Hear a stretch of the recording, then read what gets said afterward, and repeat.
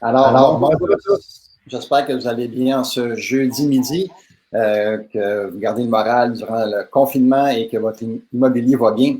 De notre côté, le club continue sur sa lancée d'entrevues et de live. Après avoir reçu la SCHL, quand même une grosse pointure, Luc Poirier également, on a reçu l'Accorpic, on a reçu PMML et la Chambre des notaires qui sont venus nous rendre visite.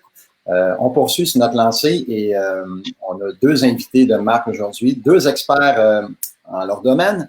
Donc, sans plus tarder, je vous présente, même s'il n'y a pas besoin de présentation, tout le monde le connaît, M. Jacques Lépine. Alors, bonjour tout le monde, ça me fait plaisir d'être avec vous pour une deuxième fois en moins d'un mois. J'ai des choses très intéressantes à vous annoncer, à vous dire encore aujourd'hui relativement à l'investissement immobilier. Et est-ce que je vais immédiatement, Yvan? Non, on va présenter Martin avant. D'accord. Donc, merci Jacques. On voit que tu es très actif malgré le confinement et ton jeune âge. Bravo. Deuxième invité, on a Martin Prescott, qui est le fondateur de imeute.com, pardon. Donc, bonjour Martin, peut-être tu peux te présenter en quelques mots. Certain. Bonjour, merci Yvan, merci aussi à M. Lépine et tous les auditeurs qui sont avec nous aujourd'hui. Un plaisir de vous retrouver. Emeute, en fait, est une entreprise canadienne où, depuis 2016, mes partenaires et moi se sont spécialisés, en fait, à faire de l'analyse fondamentale de projets technologiques qui ont le potentiel, évidemment, de changer l'économie, de changer le système dans lequel nous vivons. On n'a qu'à penser à ce qui s'est produit avec des entreprises comme Google, Microsoft et autres. Eh bien, notre travail à nous, c'est de dénicher justement les entreprises mondiales qui ont un potentiel énorme et qui sont en développement pour développer des nouvelles technologies. Et c'est ce qu'on va discuter avec Jacques et Yvan aujourd'hui. Excellent, merci Martin. Donc, sans plus tarder, on va rentrer dans le vif du sujet qui est le futur de l'immobilier. Mais avant d'aller dans le futur de l'immobilier, on va faire une petite rétrospective rapide sur le passé. Donc, comment que ça fonctionne l'immobilier ici au Québec et sans refaire le vidéo que M. Lépine a fait. Il a fait un excellent vidéo, un live sur les cycles immobiliers. Je vous invite à aller voir ça sur la page Facebook. Juste faire un petit survol, genre d'où on vient et ça va nous permettre de savoir où on s'en va. Ben avec plaisir. Écoutez, moi, j'ai le plaisir d'avoir vécu quelques cycles immobiliers, ayant débuté en 1983, comme la plupart le savent, où on était quasiment à l'âge de pierre. Tout se faisait manuellement. Lorsque j'allais vérifier l'index aux immeubles, il fallait que j'aille au bureau d'enregistrement, sortir des gros livres et feuilleter page par page tout ce qu'on avait de besoin. Donc, c'était très ardu. Et j'ai vécu des crises, des hauts et des bas, des taux d'intérêt jusqu'à 24%, les taux d'intérêt qui ont baissé à 8 pas longtemps après, j'ai pu refinancer, blablabla. Bref, c'est le début de mon histoire en investissement immobilier. Et En 1990, il est arrivé un phénomène vers la fin des années 90 que tout le monde connaît aujourd'hui, qu'on en rit quasiment avec tous les outils que ça nous donne. Et l'Internet, qui a révolutionné la façon de faire les choses, accéléré. Je me souviens dans les années 80 où, avec l'avènement du fax, on était tous excités de voir que les documents pouvaient se transférer par une simple machine électronique. Et aujourd'hui, lorsqu'on regarde un fax, c'est quasiment là aussi à l'âge de pierre. Et l'Internet a accéléré de beaucoup ces choses-là, a facilité la communication. Et l'Internet amène quelque chose qui s'en vient, mais qui est présent, qui a déjà commencé à quelques endroits et qui va prendre une expansion très, très forte. C'est ce qu'on appelle en anglais la tokenisation, et en français, on appelle ça de la numérisation. Et de plus en plus, on va commencer à voir la numérisation d'actifs de tout genre, peu importe qu'est-ce que c'est, ça peut être des œuvres d'art, ça peut être des brevets d'invention, mais ce qui nous intéresse à nous autres, ce sont les actifs immobiliers. Alors, de façon conventionnelle, on achète un immeuble, on fait une recherche. Un immeuble est toujours physique, il va toujours demeurer physique. Il y a crainte là-dessus, il ne disparaîtra pas. Ce sont des façons de faire qui vont évoluer au cours des années. Et on est à la veille d'assister à cette révolution-là. Donc, l'immobilier, on fait des recherches, on achète un immeuble, on passe un contrat notarié, on va chercher du financement. Donc, c'est une façon très conventionnelle depuis belle lurette, depuis en tout cas que moi je suis au moins au monde, 71 ans. Et ça a presque commencé bien avant moi, bien sûr, mais c'est toujours de façon standard. Les registres fonciers, les prêts hypothécaires enregistrés au registre foncier et l'administration. Sauf qu'avec ce qu'on appelle la numérisation, il va y avoir une révolution là-dessus. Ça va probablement éliminer des intermédiaires, pas probablement, certainement éliminer des intermédiaires, faciliter les transactions, avec la venue de la blockchain, que je vais vous expliquer tout à l'heure un peu. Et ces transactions-là, étant simplifiées, vont pouvoir se faire directement entre investisseurs. Ça va ouvrir la porte aussi à des investisseurs qui n'ont pas nécessairement les moyens d'acheter des immeubles, mais cette numérisation va permettre aux gens d'acheter des parties d'actifs immobiliers possédés par quelqu'un qui voudra s'en départir d'une certaine façon. Alors, je vais revenir tout à l'heure là-dessus. Alors, c'est un peu l'historique de d'où vient l'immobilier et vers où s'en va l'immobilier. Ça s'en va vers une numérisation, au même titre que l'argent liquide est appelé à disparaître à très court terme, et tout va être numérisé. On va avoir nos ordinateurs, nos cellulaires en main, qu'on va pouvoir faire tout avec ça. Et à la limite, à la lumière de ce qu'on voit actuellement dans ce fameux coronavirus, et les rumeurs qui courent, c'est qu'on va nous installer des puces électroniques sur nous autres, et toutes les informations de base seront sur cette puce-là, et on pourra nous interdire ou approuver l'accès à différentes choses. Et si on refuse cette pucérisation, on risque d'avoir peut-être des problèmes. Avec la nanotechnologie, on sait que de plus en plus de choses vont être possibles, et probablement que cette nanotechnologie-là a de fortes chances de nous être transmise par des vaccins. Alors, je ne veux pas embarquer dans cette dérive-là, mais c'est des choses à penser, à voir éventuellement qui vont se produire. Fait que l'avenir de l'immobilier, c'est ce qu'on va parler pour le restant de la présentation. On va parler principalement de blockchain, de numérisation ou tokenisation. Et c'est pour ça qu'on a invité avec nous Martin Prescott, qui est un spécialiste du domaine. En 2017, j'étais allé avec une de mes amies, Josée Clavel, pour ne pas la nommer. On avait fait un voyage en Suisse où on est allé rencontrer Martin et c'est quelques-uns de ses associés là-bas. Mais principalement, à ce moment-là, c'était pour la monnaie numérique, hein, les bitcoins, l'Ethereum. J'étais curieux, je voulais savoir comment ça fonctionnait. Et j'ai décidé de faire ce voyage-là pour en apprendre davantage et vivre le quotidien de ces gens-là, comment est-ce que les autres pensaient dans ça, et apprendre le plus possible. C'est peut-être un de mes traits de caractère, je suis très curieux, j'aime ça apprendre des nouvelles choses. Et même si j'ai de la difficulté des fois à les comprendre, par répétition, comme je suis un slow learner, par la répétition, je viens à bout de comprendre. Mais quand je comprends, je suis dangereux, positivement dangereux. Alors, suite à ce voyage-là, ben, j'ai compris beaucoup avec la monnaie électronique. On est allé dans une ville qui s'appelle Zug, en Suisse, qui est très, très, très numérisée, très crypto-monnaie. J'ai même vu notre ami Martin faire un dépôt dans un guichet automatique de crypto-monnaie. dans cette ville-là, la plupart des marchands acceptent la crypto-monnaie. Donc, une certaine révolution qui se faisait. Et ça l'a ouvert ma curiosité sur tout ce domaine d'électronique-là qui s'en vient, de crypto-monnaie, de numérisation, de tokenisation. Et depuis ce temps, je suis en contact régulier avec Martin. Et tout récemment, il m'a recontacté pour me parler de ce qui semblait d'une compagnie dans laquelle il est un des actionnaires, qui s'appelle 2030, que Yvan va parler, pas Yvan, mais que Martin va vous parler tout à l'heure, et qui ont réussi à se tokeniser sur le London Stock Exchange.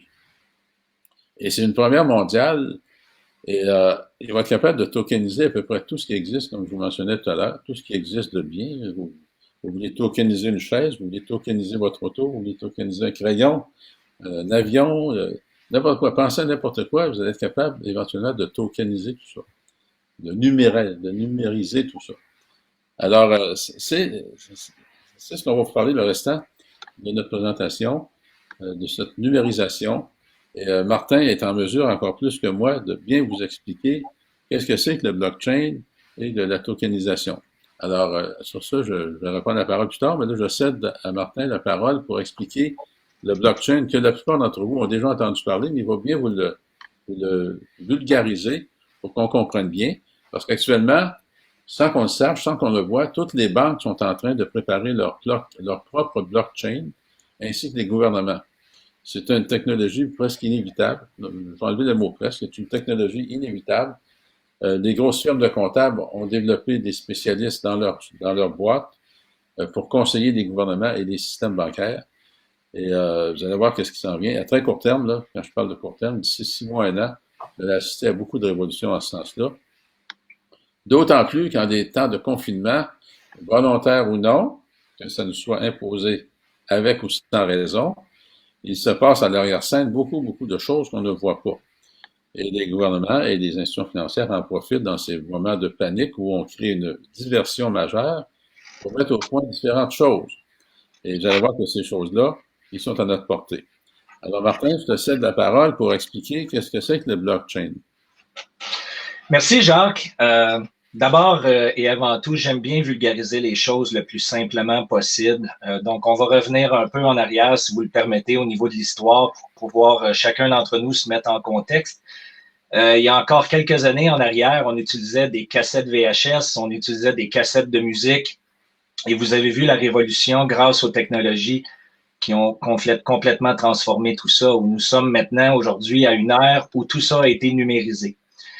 La beauté, en fait, de la technologie blockchain telle que plusieurs en ont entendu parler a été utilisée sur les devises numériques telles que Bitcoin. Ça fait partie, évidemment, d'une structure de développement potentiel, mais l'aspect de la blockchain est beaucoup plus vaste au niveau de ses capacités de développement.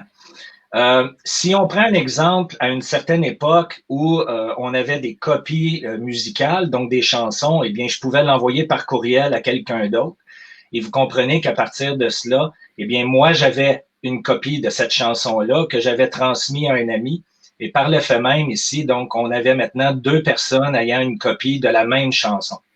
Ce que la technologie blockchain a complètement révolutionné, c'est le fait, en fait, qu'on peut éliminer et avoir un lien de confiance absolu, alors que si je transmets une valeur, qui soit, exemple, un Bitcoin ou un actif, eh bien, à partir de là, j'ai la garantie que lorsque j'ai donné cet actif-là à quelqu'un d'autre, eh bien, cet actif-là ne m'appartient plus. Donc, la solution contre le copiage, contre les copies et les échanges a été résolue.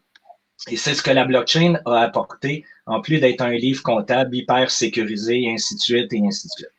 Pour revenir dans l'aspect qui nous intéresse aujourd'hui du bien immobilier, comme l'a dit, si bien dit Jacques un peu plus tôt, eh bien, nous allons assister dans les prochaines années à la numérisation de tout type d'actifs physiques ou même de services ou de produits dérivés, grâce justement à l'arrivée de cette nouvelle technologie-là.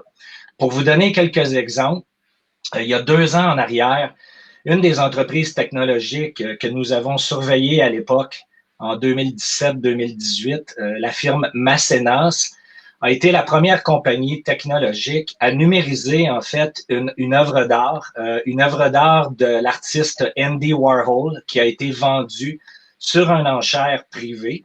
Et ce qui se produit en fait, c'est que l'item a une copie numérique de ce qu'elle représente physiquement. Donc, exemple, s'il y a une valorisation qui a été déterminée par le marché de 1 million de dollars pour la peinture en question, eh bien, à partir du moment où il y a l'élément de numérisation qui rentre en ligne de compte, eh bien, plusieurs investisseurs peuvent se permettre de posséder une fraction de l'œuvre d'art.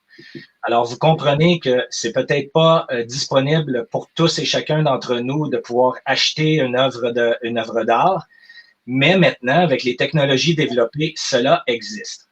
Donc, je vous donne un autre exemple parmi tant d'autres. On a parlé ici d'un actif physique, n'est-ce pas? De la compagnie 2030 en question, et on en discutera un peu plus tard.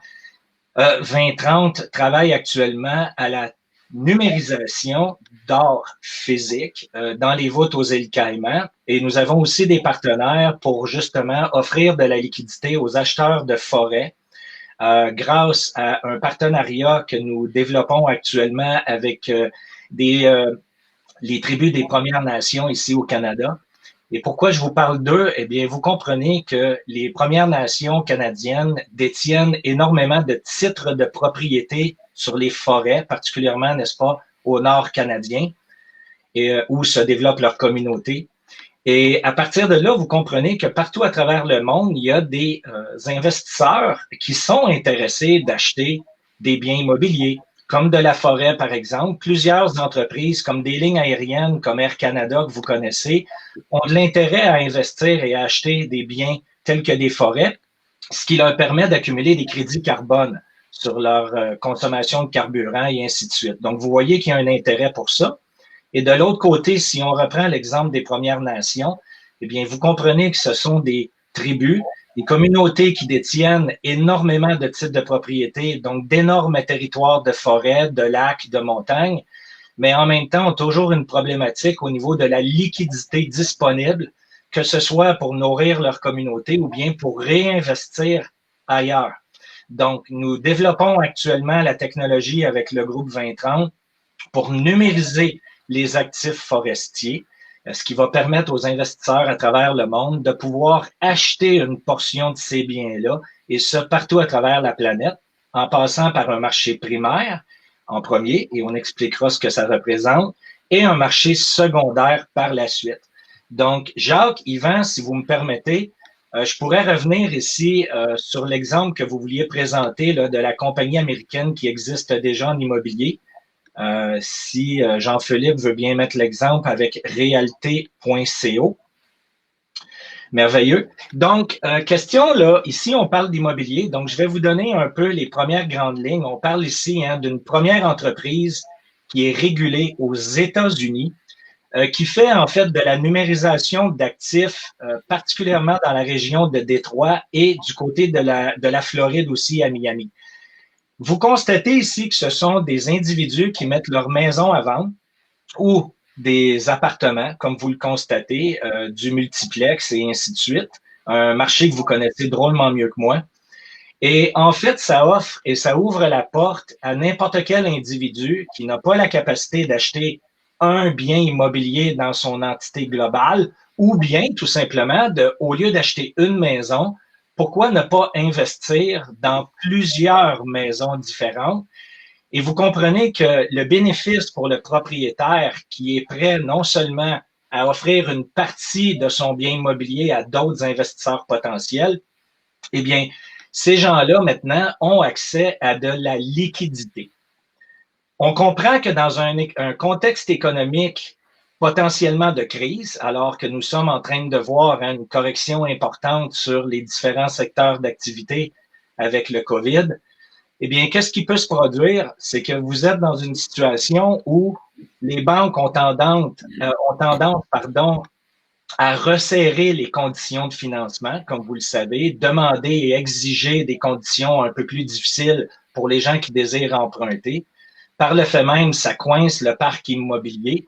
Et lorsque nous sommes dans une période négative au niveau de l'économie, bien souvent, on se retrouve dans un marché où il y a plusieurs vendeurs et il y a très peu d'acheteurs.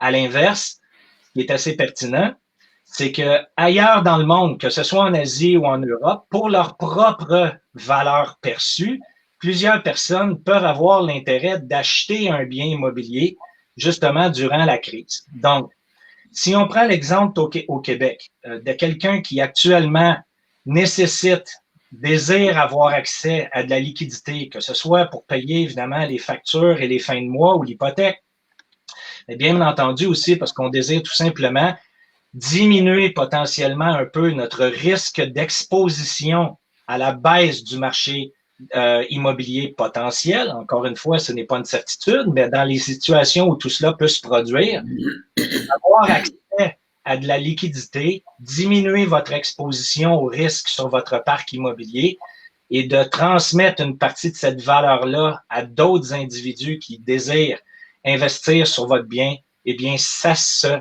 fait maintenant. Ça existe. Maintenant, une des grandes distinctions, si vous constatez ici, lorsqu'il y a des maisons qui ont des locataires, eh bien, vous avez accès non seulement aux biens immobiliers en soi en achetant, comme vous le voyez ici, en anglais, on appelle ça un token. Donc, la maison a une valorisation de 69 000 $. Eh bien, les gens qui voulaient acheter une fraction de la maison pouvaient le faire en achetant un token d'une valeur de 69,40 $.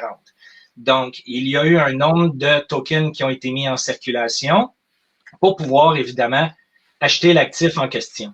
Dans le cas aussi où il s'agit d'une maison qui est à vendre et qui a déjà des locataires à l'intérieur, eh bien, vous avez encore une fois l'opportunité non seulement de mettre la main sur une fraction du bien immobilier aussi, mais vous allez avoir accès aussi à une fraction du paiement du loyer mensuel. Donc, vous comprenez que la technologie peut être adaptée selon le besoin de chaque individu, de chaque vendeur immobilier, et de manière à ce que ça soit créé exactement clé en main pour les gens qui le désirent. Donc, j'espère que ça vous donne déjà une bonne idée.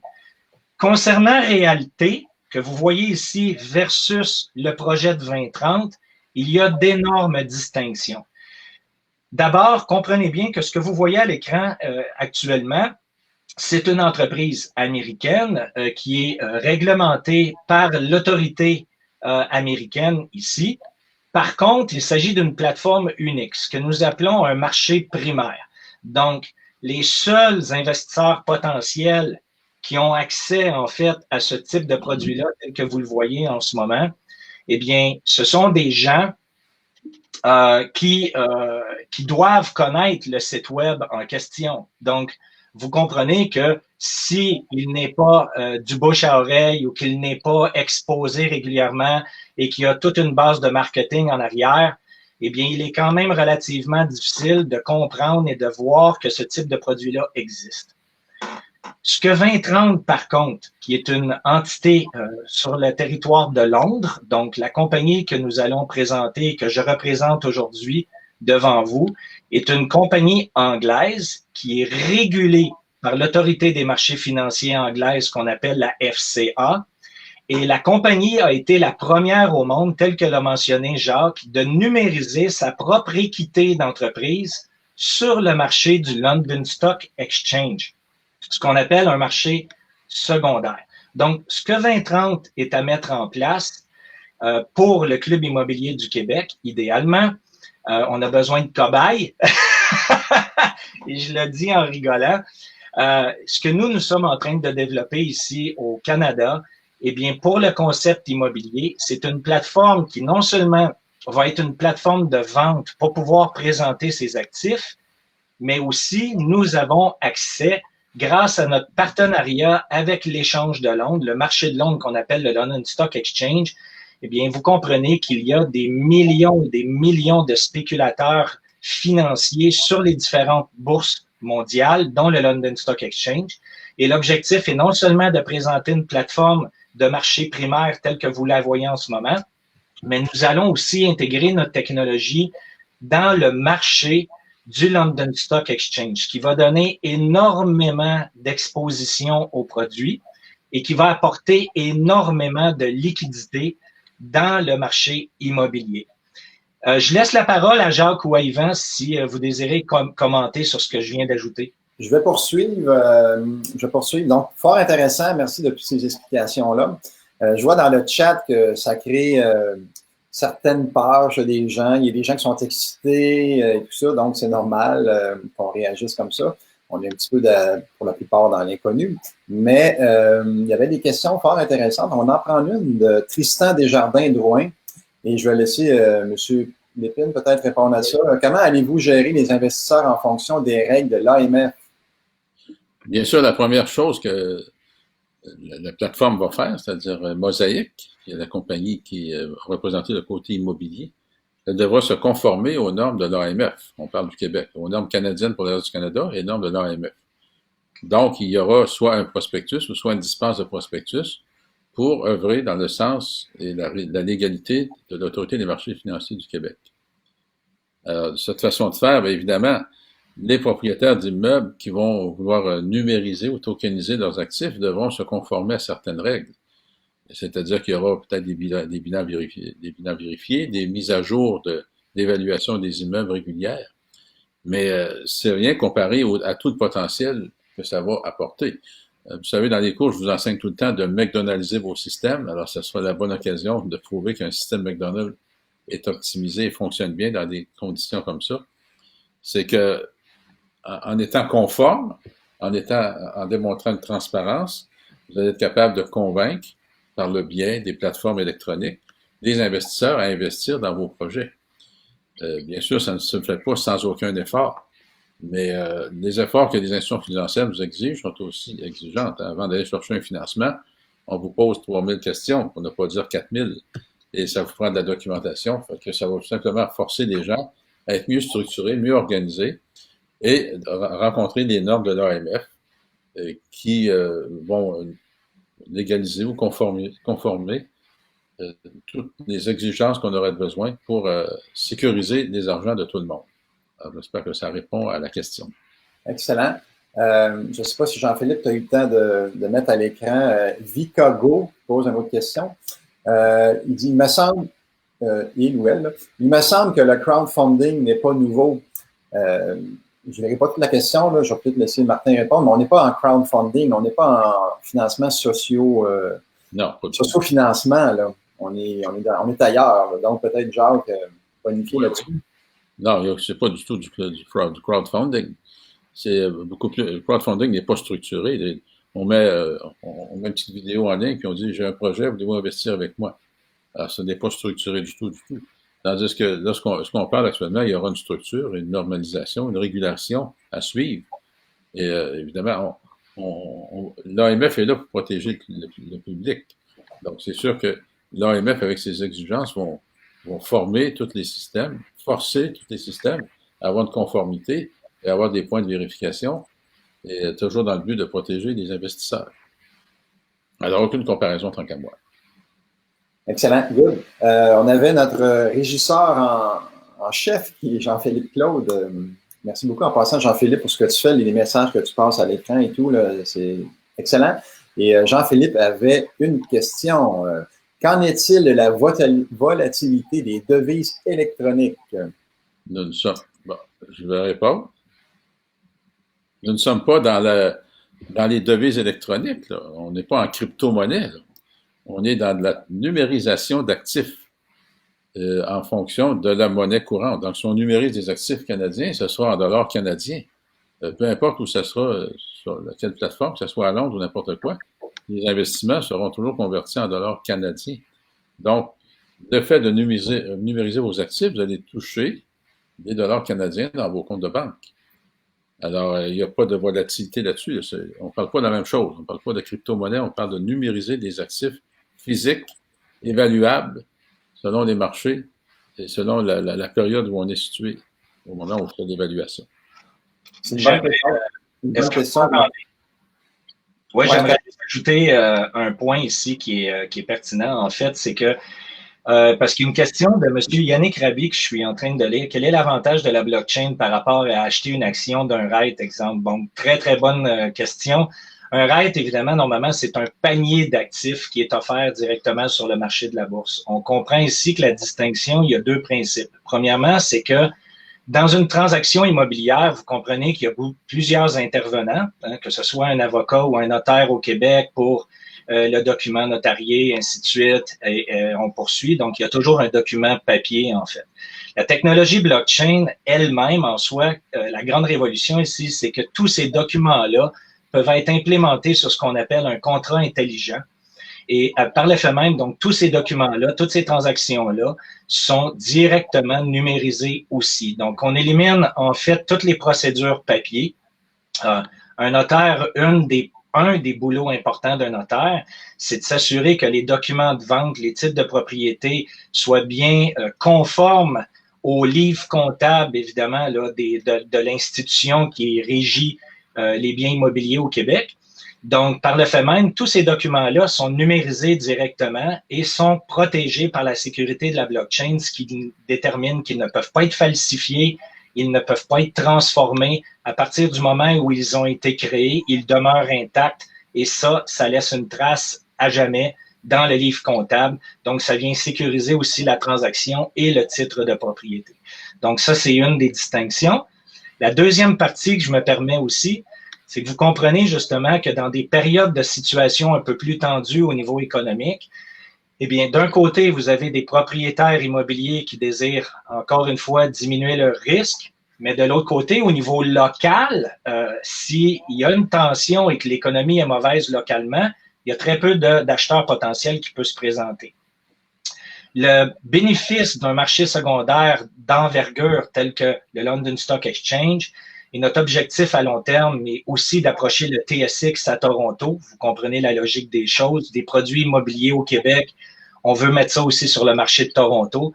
Eh bien, c'est que là, vous avez un accès direct à énormément de liquidités d'investisseurs internationaux qui peuvent très facilement maintenant spéculer sur la valeur d'un actif ou acheter un actif tout simplement et le détenir pendant une certaine période de temps. Donc, un marché beaucoup, beaucoup plus liquide et beaucoup plus rapide pour une fraction du coût parce qu'on élimine énormément de friction dans le système et d'intermédiaires. Excellent. Merci, Martin. Et selon moi, j'aurais un petit quelque chose à rajouter moi aussi. Selon moi, il y avait je vois des questions défiler, la volatilité. Le fait de numériser va rendre des biens beaucoup moins volatiles parce que cette numérisation va être mondiale. Donc, c'est toujours les jeux de l'offre et de la demande. On n'a plus de chance lorsque tout le monde a accès à nos parcs immobiliers d'avoir une stabilité, d'avoir une forte demande. Et moins de chances que tout s'écroule en même temps. Alors, c'est mes observations là-dessus. Une des questions qui doit me poser, comment cela pourra-t-il être utile à l'investisseur immobilier? Écoutez, je sais pas. Moi, j'ai allumé d'un coup sec lorsque j'ai compris enfin que c'est presque magique ce qui va se produire avec ça. C'est que tu peux acheter à peu près n'importe quel bien immobilier. Tu peux préparer un projet immobilier, le tokeniser avant même qu'il démarre. Et c'est l'équivalent de ce que plusieurs on voit lors des soirées mensuelles. Ils réunissent des fonds, ils gardent le contrôle de la compagnie. C'est les autres personnes qui mettent l'argent, mais ils gardent malgré tout le contrôle de la compagnie. Donc, on pourra faire la même chose, mais avec une multitude de petits investisseurs qui vont peut-être investir 1 000 $, 2 000 $, 3 000 $ dans votre projet. La quantité n'aura plus d'importance parce que ça va être complètement automatisé et informatisé. L'ordinateur est capable d'en faire énormément plus que nous autres manuellement. Alors moi, ma propre compagnie, mes immeubles peut-être pas parce que je suis presque en train de les vendre, mais ma compagnie de financement actuellement. Alors moi, je viens de régler un problème qui est toujours de trouver des investisseurs pour investir avec moi pour faire des prêts hypothécaires. Alors je vais numériser ma compagnie de prêts hypothécaires et aller chercher des fonds de façon presque illimitée pour faire des prêts hypothécaires à des gens d'ici. Ceux qui ont déjà un parc immobilier, vous pouvez prendre une partie de votre équité, l'équité dormante qu'on n'est pas capable de financer. Le seul moyen de toucher l'équité dormante, c'est de vendre la propriété. Alors, au lieu de la vendre, vous pourrez numériser la partie dormante de cette équité-là, aller chercher des fonds immédiatement pour investir dans d'autres projets. Et à la limite, bien, c'est sûr, vous pourrez racheter ces tokens-là, mais à la nouvelle valeur du marché. Bon, il y a plusieurs controverses qui vont arriver, mais moi, si j'ai un projet, que j'ai de l'équité qui dort dedans, mais j'aime bien mieux le toucher tout de suite et faire un autre investissement. Ça va être encore plus payant. Je vais avoir l'effet de levier que j'utilise, donc ça va être encore plus payant, même si j'ai à racheter mes tokens. Et même pourquoi est-ce que j'aurais à racheter mes tokens si je suis capable d'en faire plus de façon infinie dans d'autres projets immobiliers? Alors, vous comprenez bien que je suis surexcité de voir cette nouvelle technologie. Et comme je vous disais en début de présentation, j'ai assisté à une grosse évolution du domaine de l'immobilier. Mes premiers immeubles, le premier 5 logements, j'ai payé 55 000. Aujourd'hui, ça vaut 500 000. Alors là, on va avoir des façons de faire qui vont nous permettre d'utiliser le fait de levier de façon presque infinie. À la limite, on n'aura même plus besoin des banques. Même plus besoin des banques. On peut tokeniser 100% d'un projet immobilier et vous pourrez vendre votre plus-value, la plus-value de ce projet-là dès le départ et garder un certain contrôle, ou tout au moins, vous n'avez pas 100% du contrôle, vous aurez le gestionnaire, mais vous aurez des projets immobiliers sur lesquels vous pourrez avancer. Alors, c'est tout simplement révolutionnaire que cette technologie-là va réussir à nous apporter. Plus de problème de liquidité, plus de problème de mise de fonds, ne plus à respecter les exigences des banques. Alors, les seules exigences, bien sûr, qu'on doit respecter, c'est être conforme à l'AMF pour ne pas présenter des projets trop volatiles. Donc, on a une certaine démonstration de rentabilité, tout qu'on a à faire, comme on a à faire lorsqu'on veut intéresser un investisseur, peu importe la somme qu'il va investir. Donc, on doit démontrer la rentabilité, la solidité du projet. Alors, on va faire la même chose, mais à un nombre presque infini d'investisseurs potentiels. Alors, moi, j'ai pas de mots pour exprimer le potentiel que je vois dans cette nouvelle technologie elle est là. La plateforme existe au London Stock Exchange avec 2030. La compagnie Mosaic pour s'occuper du Canada ou du domaine immobilier pour le monde n'a qu'à se conformer dans chacune des juridictions où est-ce qu'ils vont aller. Et ils ont choisi London Stock Exchange parce que c'est quand même le Commonwealth, puis ça représente 35 ou 40 pays. Donc, la normalisation de chacun des pays membres du Commonwealth va être très simple, très facile, juste à une adaptation locale. Donc, l'adaptation locale ici au Québec, ce sera l'AMF. Mais lorsque tu arrives avec une démonstration que tu as réussi à installer ta plateforme sur le London Stock Exchange, tu as une grosse partie du pouvoir de conviction de fait avec toute cette documentation-là. Alors, comment est-ce que ça va pouvoir influencer l'investissement immobilier? C'est phénoménal. À toi. Donc, j'ajouterais juste un point, si tu me permets, Jacques, aussi, parce que c'est pertinent de l'ajouter, la rapidité d'accès à la liquidité grâce au marché. Premièrement, tu l'as mentionné, hein, quelqu'un qui a besoin de liquidité sur son bien immobilier, ben, généralement, il est obligé de trouver un acheteur, négociation, inspection, visite, tout ce qui va avec. Évidemment qu'il y a une période où tout ça est mis en fiducie. Hop, je vous ai perdu. On est de retour. Ah, OK. Excusez, parce que ça a bougé sur mon écran. Donc, vous comprenez qu'il y a un processus qui est quand même relativement long entre le temps où vous prenez la décision de vous départir de votre bien immobilier ou de le liquider versus quand vous allez toucher la liquidité en question. Dans le cas de cette technologie-là, le transfert est pratiquement instantané. Donc, on a accès à de la liquidité beaucoup plus rapidement, qui permet bien entendu de réinvestir rapidement ou de tout simplement accéder à la liquidité nécessaire, encore une fois, pour pouvoir prendre soin de notre famille ou bien payer tout simplement des dettes. Donc, tout est possible. C'était le point que je voulais ajouter par rapport à ça, Jean. Merci, Martin. Vu qu'il reste 20 minutes, on va quand même prendre des questions. Ça suscite énormément de questions. Une question qui m'attire ici, avant que tu t'embarques dans ça. Il y a Ben Shafkov qui dit « Est-ce que ça va éliminer tous les intermédiaires, comme vous dites, banques et courtiers, etc. » Oui, ça risque d'en éliminer beaucoup. L'avantage d'un blockchain, c'est ça. C'est des transactions directes entre individus qui laissent des traces. Et donc, ça risque d'éliminer beaucoup d'intermédiaires. Le courtier devient, en fin de compte, la plateforme numérique du London Stock Exchange ou de ce qu'on aura ici au Québec ou à Toronto ou au reste au Canada. Donc, le seul intermédiaire, ce sera celui-là qui pourra agir qui va éliminer la partie notaire, la partie courtage immobilier. Donc, diminution de tous ces frais-là aussi. Bien sûr, je ne m'attire pas les grâces des courtiers immobiliers en disant ça, mais c'est la vie. Le système doit s'adapter. On doit s'adapter au système. C'est ce qui s'en vient comme évolution. Voilà. Il y a quand même des notaires, selon moi, qui vont devoir faire peut-être, parce que vous me corrigerez, Martin, si je me trompe, mais il va falloir qu'ils se fassent des smart contracts. Là.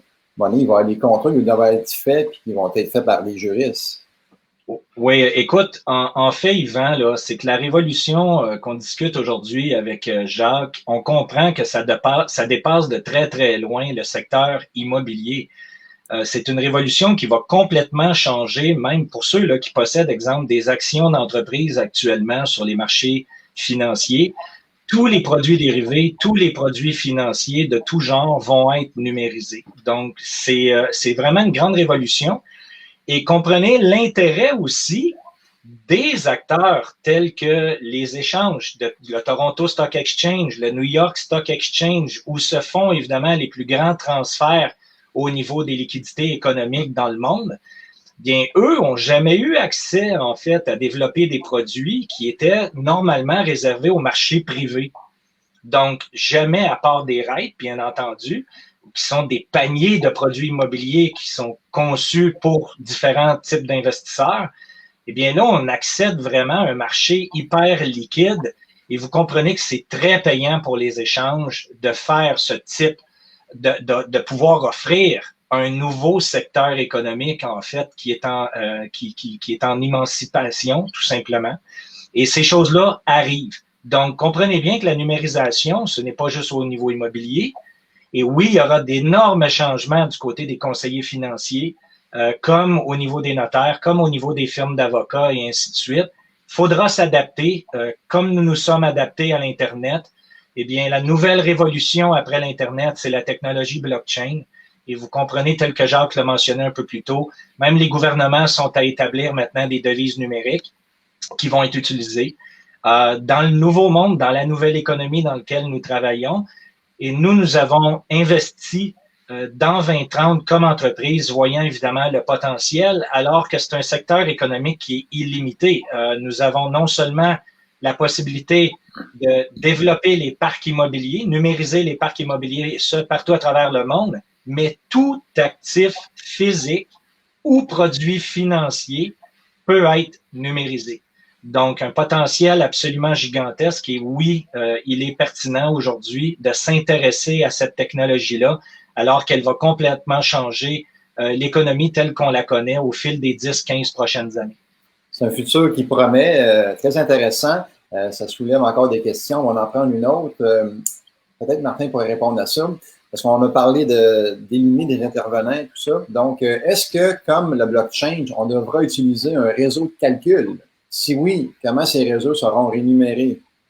Non, ça fonctionne pas, en fait. Dans le monde de la blockchain, il y a plusieurs types de blockchain. On a des blockchains complètement décentralisées, donc qui sont une gouvernance d'utilisateurs au lieu d'être une entité privée qui détient, en fait, la technologie ou un tiers parti, comme une banque est un intermédiaire lorsqu'on fait une transaction.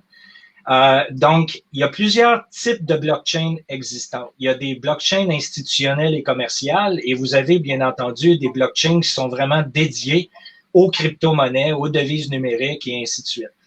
Dans le cas de 2030, ils ont sélectionné en fait la technologie, la blockchain Corda, C-O-R-D-A, qui est reconnue en Europe comme étant la blockchain où les institutions, donc les banques, les sociétés d'investissement, les fonds de pension, utilisent et développent déjà leur technologie sur cette blockchain-là. Donc, c'est vraiment une blockchain qui est privative, qui est utilisée au niveau institutionnel, parce que l'objectif de 2030 est vraiment de cibler les grosses poches. Donc, vous comprenez que on veut pas seulement accéder au London Stock Exchange parce que ça va accéder à énormément de liquidités dans les marchés.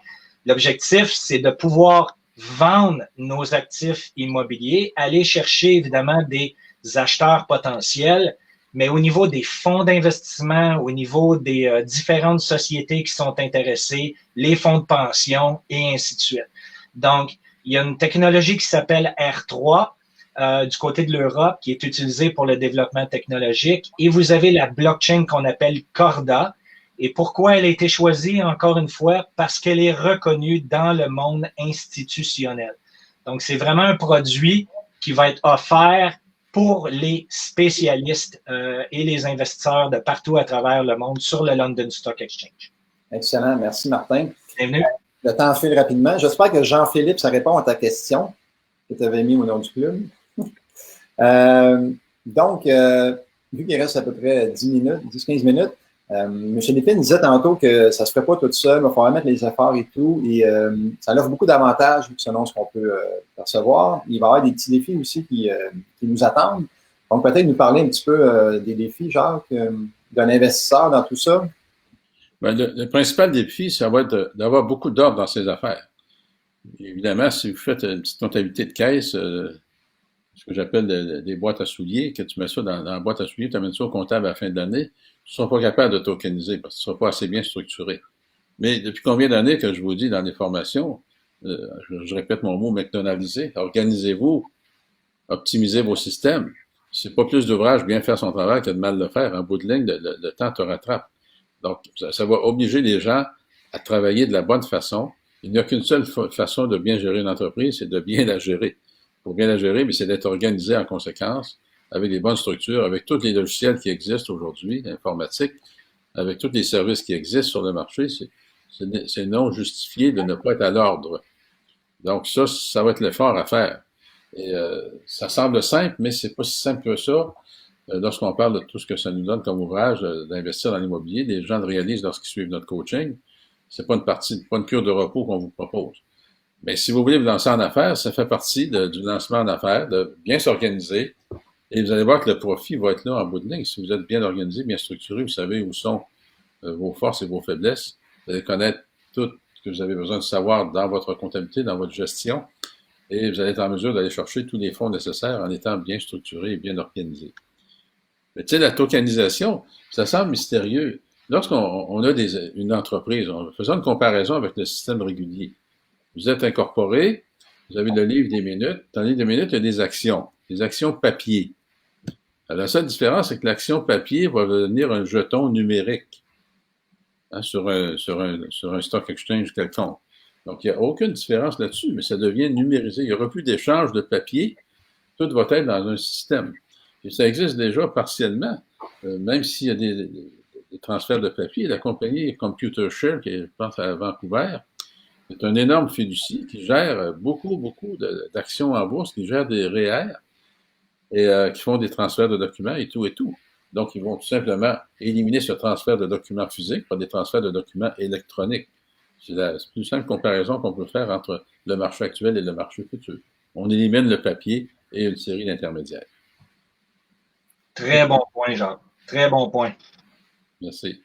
Peut-être, Martin, pas comme mot de la fin, là, mais on s'en va vers la fin, donc peut-être nous parler un petit peu là, de ce qui s'en vient avec Imeut et 2030 et tout ça.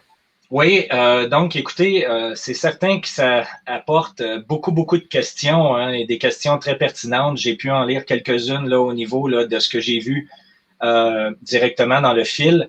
Ce que nous désirons faire, premièrement, c'est vous permettre à tous les membres des clubs investisseurs immobiliers du Québec de pouvoir accéder à notre mise à jour qui va se faire sur une base régulière et vous allez pouvoir accéder à nos avancées. Tel que l'a mentionné Jacques, un des défis devant nous, c'est de s'assurer évidemment de la réglementation face à l'Autorité des marchés financiers au Québec, alors que nous avons déjà une carte de visite importante ayant la réglementation qui a été mise en place du côté de la FCA en Grande-Bretagne, qui est l'équivalent de l'AMF.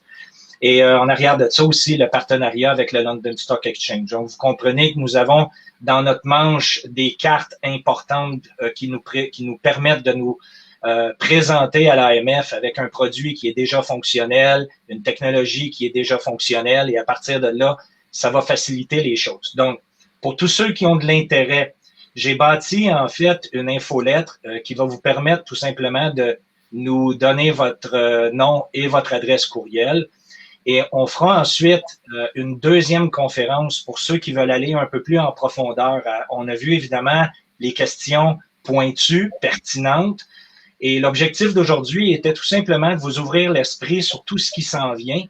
Donc, ce que l'on fera, c'est que je vais vous donner l'adresse tout simplement. D'ailleurs, voici Jean-Philippe Lamy à l'écran. Vous pouvez immédiatement aller sur emeute.com/CIIQ et tout simplement rentrer votre adresse courriel et votre nom. Et nous allons tout simplement suivre avec vous nos avancées et vous présenter aussi comment vous, en tant que propriétaire immobilier, comment vous pouvez profiter de la technologie à venir avec les services de Mosaic Market que nous allons proposer. Donc, nous répondrons à vos questions un peu plus pertinentes ou plus complexes sur un autre appel conférence qu'on fera uniquement avec les gens intéressés. Et pour ceux qui le sont, eh bien, tout simplement vous joindre à l'adresse qui est à l'écran en ce moment. Et à partir de là, on pourra faire un envoi de courriel généralisé pour le prochain événement. Et ça va me faire un plaisir aussi de demeurer en contact avec vous pour répondre à vos questions si nécessaire. Excellent. Merci, Martin. Donc, Jacques. Oui, je vois qu'il y a beaucoup de questions qui défilent à l'écran. C'est formidable. Ça suscite l'intérêt des gens.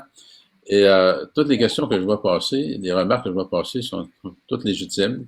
Alors, la sécurité, les hackers et tout ce que tu veux, c'est l'informatique, c'est sûr. Alors, il y aura de la sécurité installée autour de ça. Évidemment, à chaque sécurité, il y a toujours quelqu'un qui cherche à contrer cette sécurité-là. C'est exactement la même chose sur papier actuellement. Alors, des fraudeurs, des fausses identités qui achètent des maisons avec de faux documents, de faux papiers. Oui, on réussit à les rattraper. Il y aura des sécurités ou des super sécurités à se mettre. Ouais, monsieur, une panne informatique, qu'est-ce qui va se passer? Il y aura des backups, il y aura. Tu sais, c'est sûr qu'on peut tout démolir d'un coup sec. Qu'est-ce qu'on pense, là, si on se met à avoir peur. Mais la technologie s'en va vers là, qu'on l'accepte, qu'on ne l'accepte pas. Comme on voulait pas que l'Internet prenne le dessus. Ben, regarde, aujourd'hui, tout le monde est sur Facebook, tout le monde est partout. Donc, on est sur l'Internet sans s'en rendre compte, sans y penser. C'est devenu une deuxième nature. Et cette deuxième nature-là va se transformer à un autre niveau, qui est la tokenisation, la numérisation de tout. Qu'on soit prêt, qu'on le veuille, qu'on ne le veuille pas, c'est ce qui s'en vient.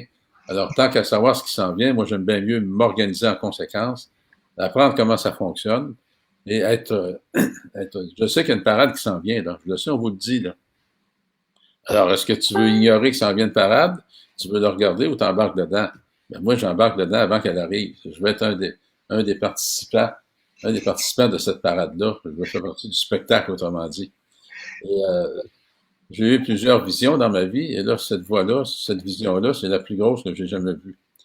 J'ai eu des visions lorsque j'ai fondé le club, des visions quand j'ai acheté mes immeubles. Et là, j'ai cette vision-là que c'est ce qui s'en vient dans le futur présent. Je parle pas d'un futur très éloigné, le futur présent. D'ici un espoir de 3 à 6 mois, Mosaic Market va être en mesure de répondre aux normes de l'AMF et d'offrir ces produits-là. Fait que moi, je vais être un des premiers en ligne à numériser mon entreprise de Société de crédit Immo Québec. Et s'il me reste des immeubles à ce moment-là, ben, j'irai chercher des équités.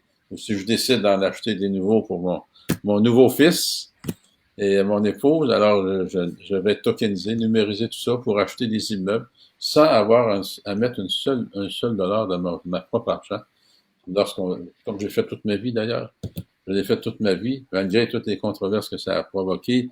Malgré ce qu'on dit, ben, t'en trouveras jamais à ce prix-là. J'en ai toujours trouvé des immeubles au prix que je désirais. J'ai toujours réussi à les financer. Et arrêtez de vous arrêter à ces gens négatifs-là qui n'ont jamais rien fait, jamais rien essayé. C'est comme demander à quelqu'un qui reste en appartement, qu'est-ce que tu en penses si j'achète ce bloc-là? Qu'est-ce que tu penses qu'il va te dire? Il va dire, j'achète pas ça. Hein? Alors, arrêtez d'écouter ce monde-là. Fiez-vous à vos jugements à vous. Allez chercher les informations où c'est nécessaire. Et là, je vous dis, j'ai amené Martin, un expert dans le domaine. Il est ouvert à répondre à toutes vos questions. Oui, il y en a du questionnement. Oui, il y en avait du questionnement quand j'ai commencé. Aussi élémentaire que ça peut sembler aujourd'hui, c'était vraiment compliqué pour moi dans ce temps-là. Aujourd'hui, j'en ris. Là, c'est compliqué, la technologie qui s'en vient. Mais dans quelques années, on va en rire là aussi. Puis on sera bien content de voir cette évolution-là. Est-ce que ça va faire souffler les marchés? Ben, possiblement que ça va souffler les marchés, mais il y a toujours un soufflage de marché qui arrive dans une circonstance ou non. Alors, adaptez-vous, s'il vous plaît. C'est le seul moyen de passer à travers tout ça. Puis arrêtons de chialer. Oui, on est confinés chez nous. Oui, il s'en vient toutes sortes d'affaires qui vont nous contrôler. Ben, ils nous contrôleront, mais ils ne pourront pas tout contrôler. Puis, regarde, est-ce que la vie va arrêter parce qu'on va essayer de nous contrôler? Regarde, on va s'adapter. On va essayer de contourner ces contrôles. Et voyez la vie positivement, c'est la seule façon de s'en sortir. Alors, merci. Merci, Sage. Merci, oui. Jacques. J'étais dans les sages paroles, mais c'est vrai, merci pour ces conseils. Puis je retiens une phrase de ce que tu as dit, que vous embarquez ou non, ça va avoir lieu. Donc, je pense qu'en tant qu'investisseur, parce que moi, personnellement, en tant qu'investisseur, je m'y intéresse parce que ça s'en vient, qu'on le veut ou non, fait que je veux savoir où on s'en va. Et ça va venir révolutionner la façon de faire les choses. Donc, il faut être au courant de tout ça. Que vous tokenisez ou non des actifs, que vous investissiez ou vous vendiez des actifs par la tokenisation, intéressez-vous à la blockchain qui va venir changer le portrait de l'immobilier au Québec et sûrement partout dans le monde. C'est déjà commencé de toute façon. Et merci beaucoup à vous deux. On sait que ça... merci Martin, merci Jacques. Oui. On sait que ça suscite énormément de questions. On aurait pu faire 3 heures là-dessus, mais le but aujourd'hui était de, comme a dit Jacques, d'ouvrir vos œillères et ouvrir vos horizons. Il y a d'autres choses qui s'en viennent, il y a d'autres façons de faire qui vont prendre place. Donc, on vous remercie beaucoup d'avoir été nombreux. Je ne sais pas, Jean-Philippe, on était combien aujourd'hui? Près de 400. Et on va poursuivre éventuellement avec une autre séance pour répondre aux questions qu'on n'a pas eu le temps de répondre. Et le club poursuit sa lancée d'entrevues, tout ça, et de formation en ligne. Demain, on a IMO 101. Donc, on veut s'initier à l'immeuble à revenus sans comptant. On est là demain en ligne. On a également, la semaine prochaine, plusieurs lives qui s'en viennent, un par jour, en fait. On a une formation mardi prochain sur l'art de faire des offres d'achat créatives. Et donc, je vous remercie d'avoir été là. Déjà 1 heure, on est rentré dans les temps. Donc, merci beaucoup à tous. Bon investissement et éventuellement, bonne tokenisation. À bientôt.